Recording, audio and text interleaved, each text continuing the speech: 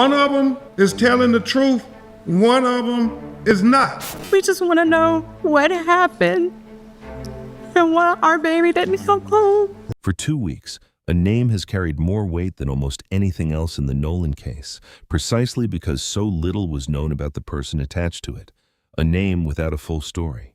2 people were with Nolan Wells in his final confirmed minutes on Horn Island, Nolan's friends, and a young woman they only ever referred to by her first name. For nearly 2 weeks, one of those 2 accounts stayed almost entirely out of public view, while the other was repeated so many times it started to sound like established fact. Tonight, that changes because what Katie says happened does not match what his friends have told investigators. And a family that has already lost their son now has to sit with the possibility that somebody somewhere in this story isn't telling them the truth. Think about what that means for 2 parents who have spent every day since July 4th trying to understand how their son's holiday trip ended the way it did. It isn't enough for them to know what happened. They need to know who they can trust to tell them. There's more waiting for you tonight. Tracked GPS coordinates showing exactly where a boat went, hour by hour, on the day Nolan disappeared. A record that doesn't care about anyone's feelings or loyalties, only about what actually occurred. A grand jury is now officially in motion, carrying this case somewhere it has never been before, and a set of small, strange details his own parents still can't make sense of. Details that have nothing to do with online rumors or viral posts, and everything to do with what actually happened on a barrier island off the coast of Mississippi. Before we start, a quick note. This case centers on the death of a young man, so if that's a heavy topic for you tonight, please take care of yourself as we go. And if you want to follow this case as it develops, hit subscribe now and let us know in the comments where you're tuning in from tonight, because a family somewhere is hoping the right person sees this and remembers something they haven't shared yet. Let's start with the name that took 2 weeks to surface and the fear that came attached to it. Nolan had a conversation with a young woman on the beach. His friends would later refer to her only as Katie. That's where the confirmed information stopped for a long time. Katie's identity wasn't in the first wave of coverage. It wasn't in the early statements from the family's legal team. While speculation online chased down pool parties and out-of-context video clips, the one person who may have spoken with Nolan last sat almost completely unidentified, unaware most likely that her name would eventually matter this much to strangers she had never met. Part of the reason traces back to the very first night he went missing, a night that for his mother must have felt like it stretched on without end. According to someone who was on the phone with Christine Wansley as she tried to figure out where her son was, Katie's name entered the conversation almost by accident, mentioned as someone Nolan had wanted to stay behind with. And then came a detail that made an already terrifying night considerably worse. Word that Katie herself might be missing too, with nobody on that call able to say who she actually was or where to even begin looking for her. Picture that moment for a second.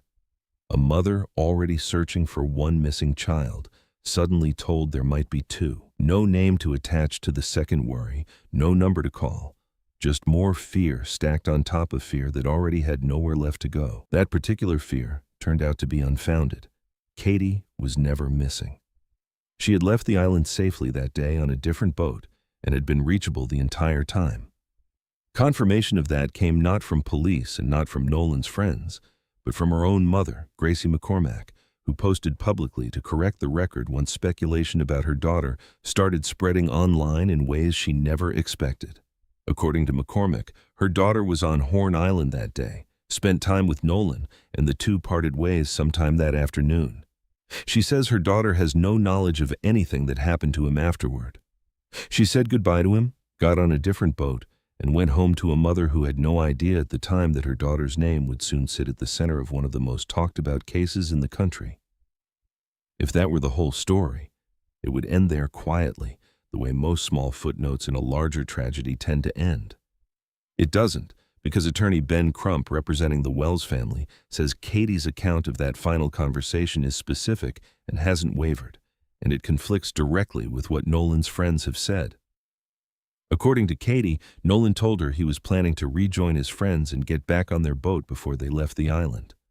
According to the friends themselves, Nolan told them the opposite, that he intended to stay behind on the island with Katie, entirely by his own choice, in his own words. Both statements cannot be accurate. One of these two accounts is wrong, and somewhere behind that single word, wrong, sits a family who has to live with not knowing which one it is.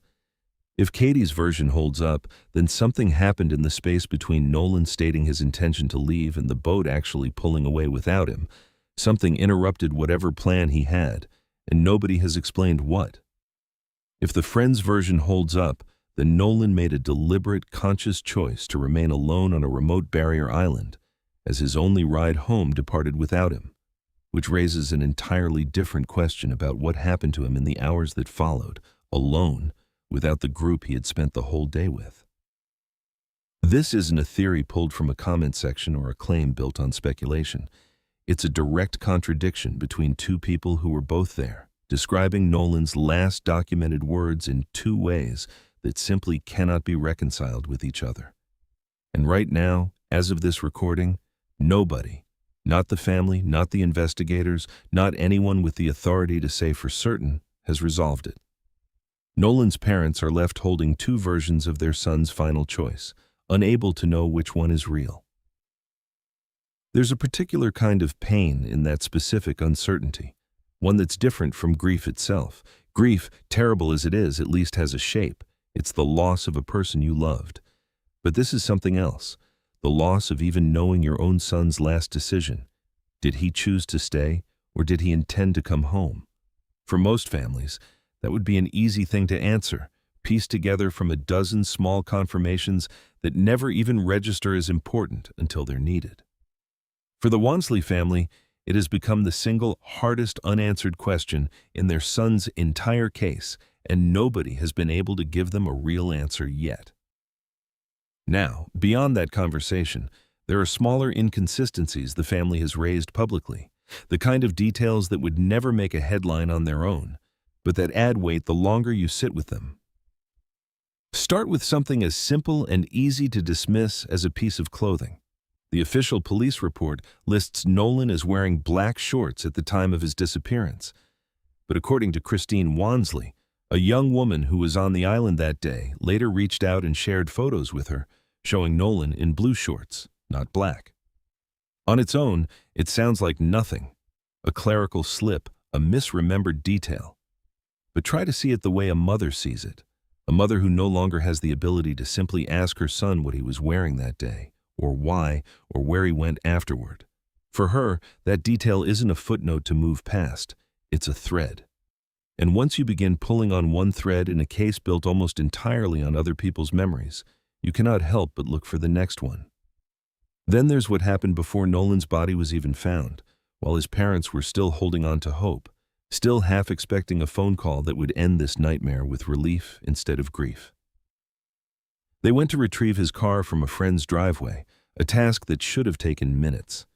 According to the family, it turned unexpectedly difficult.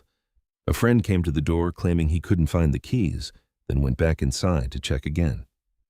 Minutes passed, the kind of minutes that feel endless when you're standing on someone else's porch, waiting, with your missing son somewhere out there and no way to reach him. Eventually, the keys turned up exactly where another person, overheard on a phone call, happened to mention they had been the entire time, sitting on top of an Xbox inside the house. For a family already desperate for anything resembling a straight answer, a delay like that doesn't read as coincidence. It reads as friction, appearing at the exact moment they needed things to be simple. And then there is Nolan's phone. According to a family friend who helped track the device down using a monitoring application, Nolan posted to Snapchat almost every day, the kind of habit so consistent it barely registered as a habit at all until it stopped. In the 24 hours before he disappeared, that activity went completely silent. No updates, no posts, a silence that everyone close to him agrees was simply not like him. When the device was finally located, one more inconsistency surfaced. The location tied to the account didn't even match the place where the phone itself was ultimately found.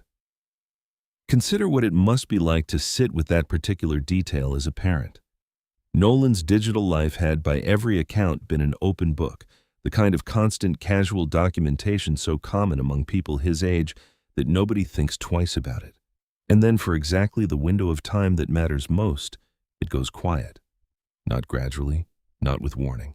Just silence in the one 24-hour stretch his family would give almost anything to understand. It's easy, watching from the outside, to treat a detail like that as a clue in the way a mystery novel treats a clue, something with an obvious explanation waiting just around the corner. For Nolan's parents, it isn't that simple. It's one more piece of their son's last day that doesn't behave the way the rest of his life did, and they don't have the luxury of treating it as a plot point. They have to live with it as an open question indefinitely until someone gives them a real answer. None of these details, taken individually, tell us exactly what happened to Nolan Wells.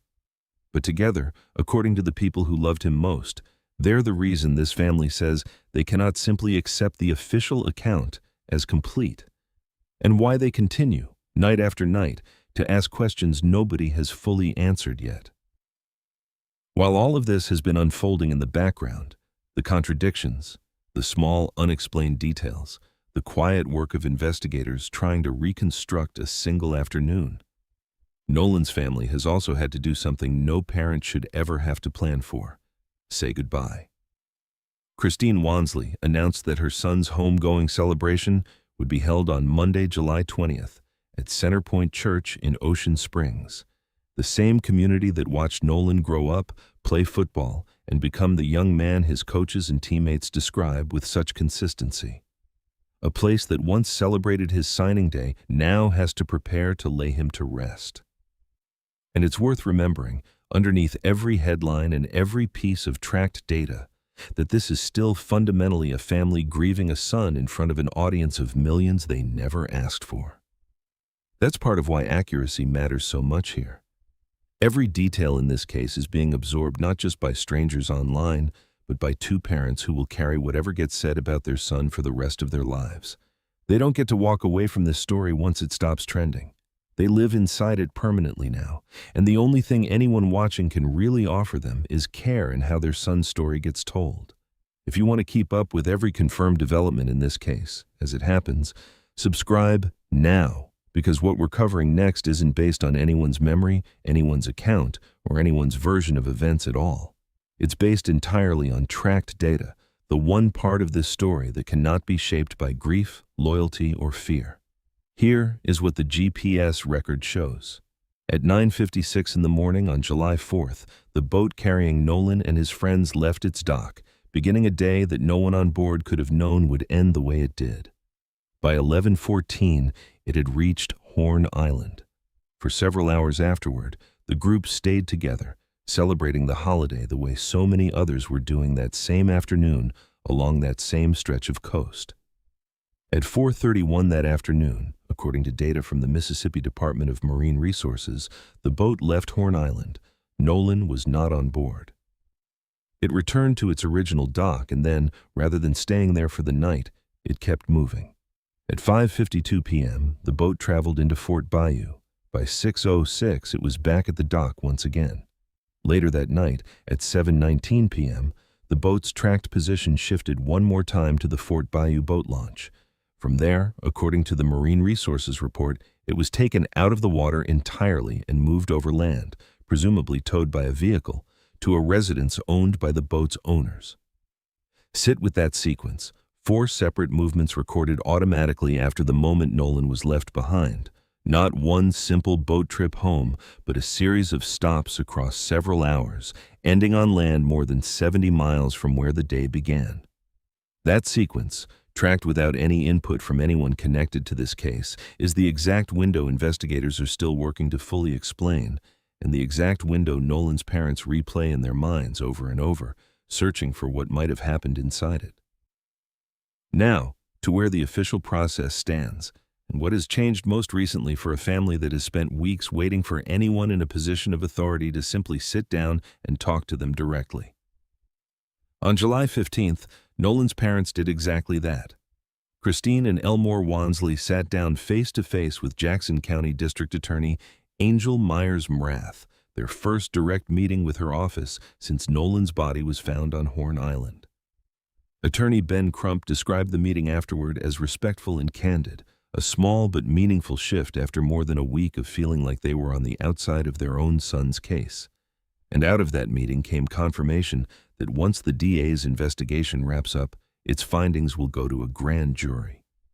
That phrase tends to carry more emotional weight than it actually holds, so it's worth being precise here, both for the sake of accuracy and for the sake of a family who has already had their story distorted enough. A grand jury referral is not a verdict. It is not a formal accusation against any one person. It does not mean charges have already been filed, and it does not mean investigators have concluded a crime took place. What it means, specifically, is that the case has reached a procedural point where its findings will be formally reviewed to determine whether charges are warranted at all. It's a mechanism, a process, a movement, but not a resolution.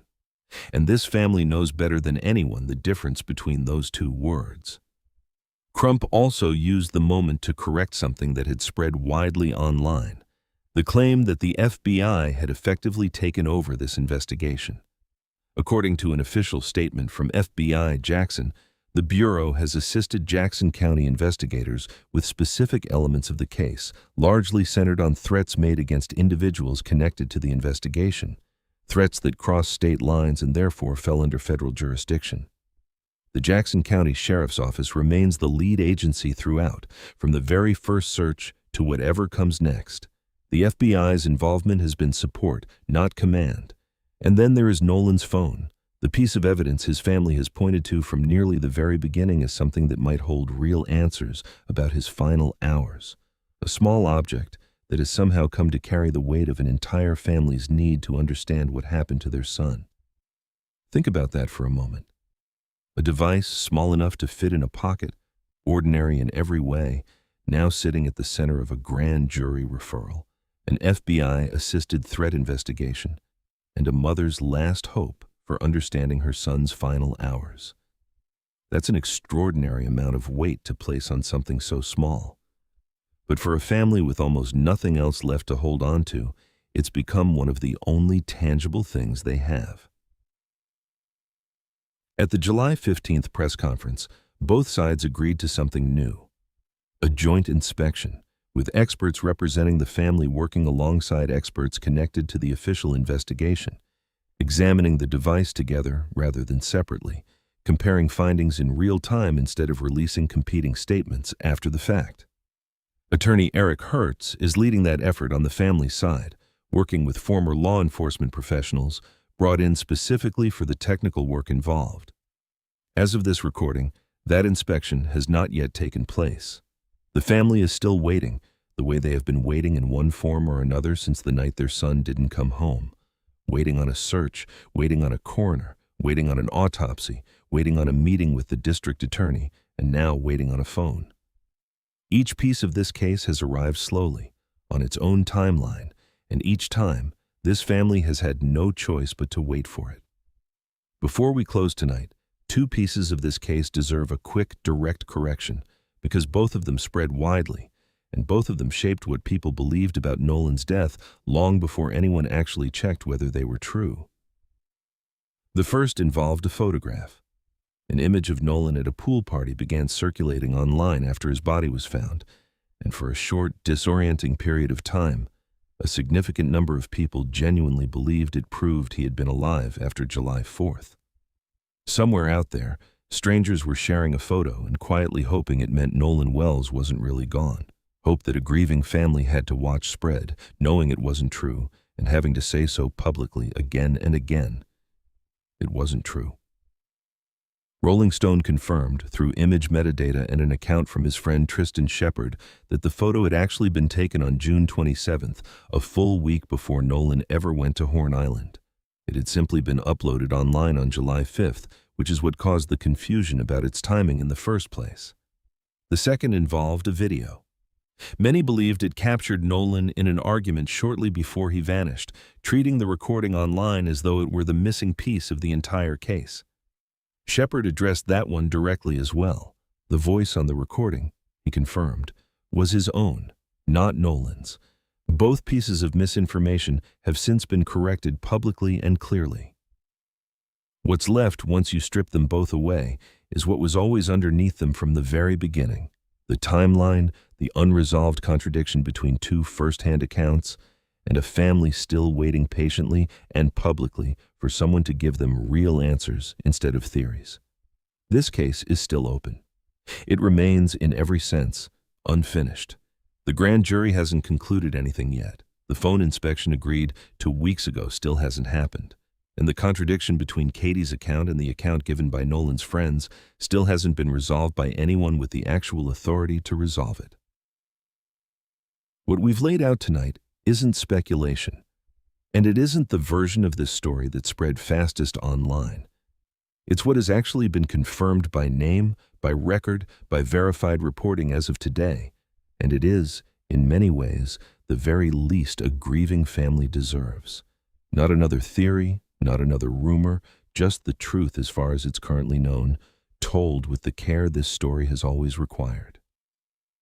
Somewhere in Ocean Springs tonight, a mother is planning a service for a son she still doesn't fully understand losing. A father is still replaying a driveway, a set of missing keys, a phone call he overheard. And a young woman named Katie, who never asked to become part of a national story, is living with the knowledge that her final conversation with Nolan Wells has become one of the most scrutinized exchanges in the country, even though, by every account, she has done nothing but tell investigators what she remembers. That's the part of this story that's easy to lose underneath the grand jury language, the GPS timestamps, and the legal terminology. Underneath all of it, there is still just a family in a small Mississippi community trying to understand how a holiday boat trip with friends ended with their son gone. Nothing about a grand jury referral changes that. Nothing about a joint phone inspection changes that. Those are steps, important ones, but they are steps toward an answer this family hasn't received yet. If this laid the case out more clearly than what you've seen elsewhere, send it to someone who's been following the story and tell us in the comments which unanswered question you think matters most right now. The conversation on the beach, the GPS timeline, or one of the smaller details this family still can't explain. We'll be back with the next confirmed update the moment there is one, because somewhere in Mississippi, a family is still waiting for the truth about that night, and they deserve to have it told right, without speculation, without shortcuts, and without anything added that isn't actually known.